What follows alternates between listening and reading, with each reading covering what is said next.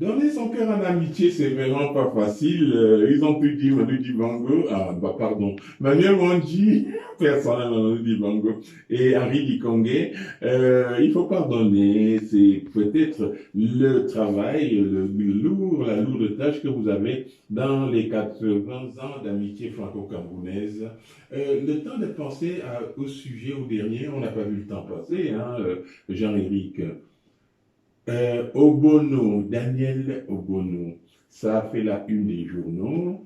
Et le journal, dont je n'aime pas prononcer le nom, ou quelque chose d'actuel, l'a représenté comme une esclave dans un roman de fiction où de ce temps-là, elle aurait été esclave, on l'aurait arrêté, elle aurait passé des péripéties, tout ça. Ce matin, j'ai regardé son interview avec BFM Télé où elle était vraiment très, très agressée aussi, mais heureusement qu'elle se défend bien. On lui reproche parce qu'elle n'a pas sa langue dans sa poche. C'est ça qu'on lui reproche, ce qu'on peut appeler son africanité. Qu'est-ce que vous en pensez, Jean-Éric? Peut-être, hein, je pense qu'il y a deux problèmes.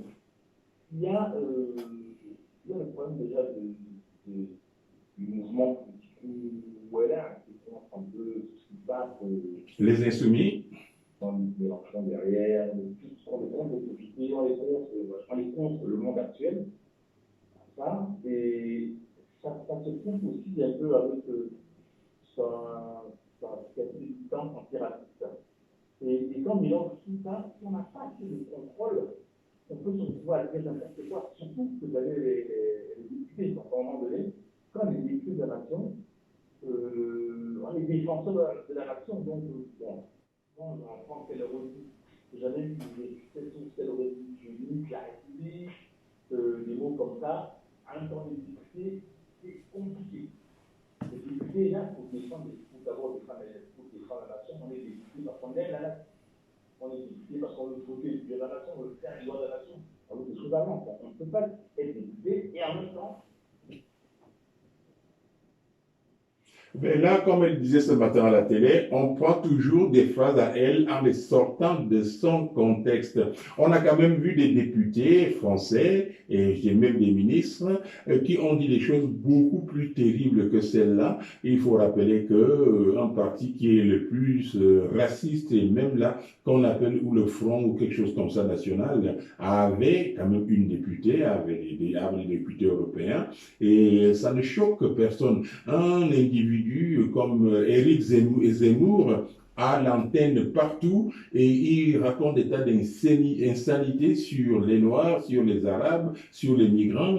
Quelqu'un, oui, comme monsieur Finkielkraut, on le nomme même à l'Académie française, alors que c'est un raciste notoire.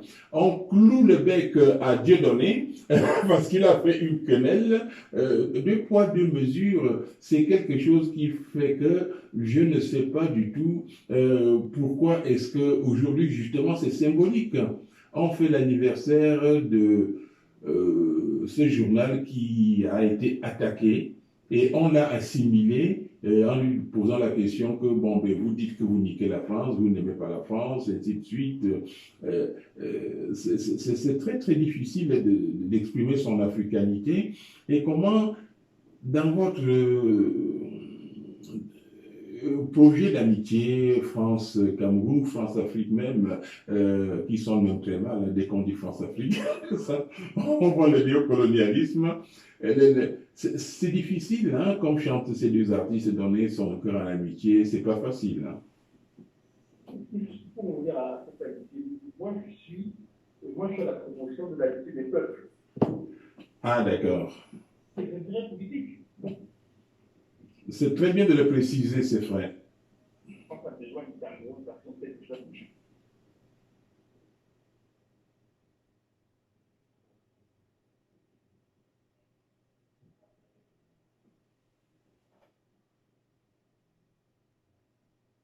Mm -hmm.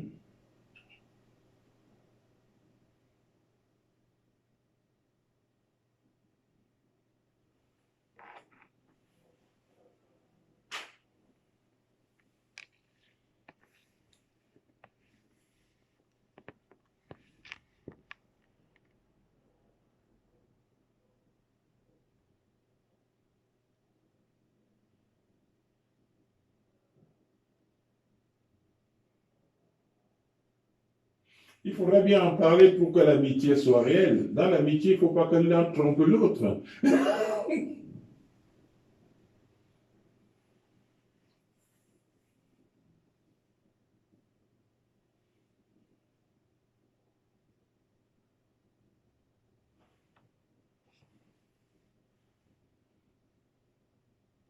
Mhm.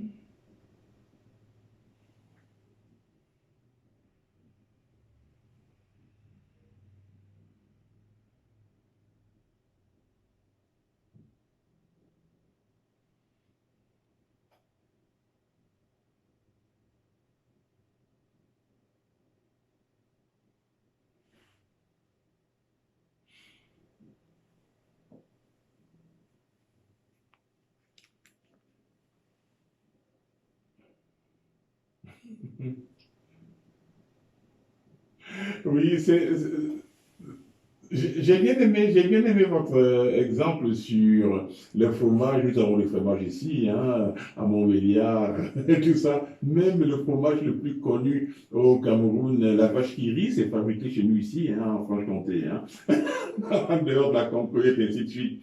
Mais nous, voilà. Donc, lorsque on sait aussi que c'est quand la même personne n'est pas au courant que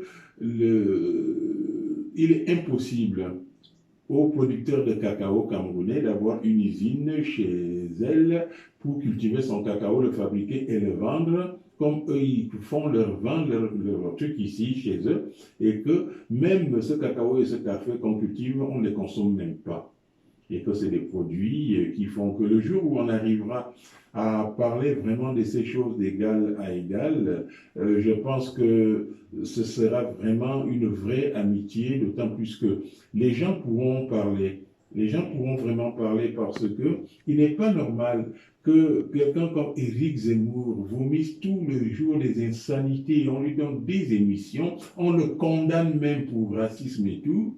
Voilà. Et on continue à lui donner des émissions. Et dès que Daniel Obono affirme son africanité, Daniel Obono n'est pas la première à dire je nique la France. Et on sait, on a connu des groupes comme NTM, des trucs, ainsi de suite. Et on enlève le contexte dans lequel ça se passe. Ça nous renvoie à quelqu'un qui disait si vous n'aimez pas la France, quittez-la. Voilà. Alors, comment peut-elle ne pas aimer ou niquer la France alors qu'elle est députée, alors qu'elle a quand même ce bagage intellectuel qu'elle a, mais elle apporte cette africanité. Et vous parliez un peu des dom-toms, et qui sont tout simplement une continuation vraiment lamentable de la colonisation. Parce que ces départements et territoires d'outre-mer, c'est vivre pas dans la liberté, l'égalité et la fraternité. Les choses ne sont pas tout à fait pareilles et personne n'en parle. Dès qu'on voit un noir des Antilles, personne ne le traite de français. Hein.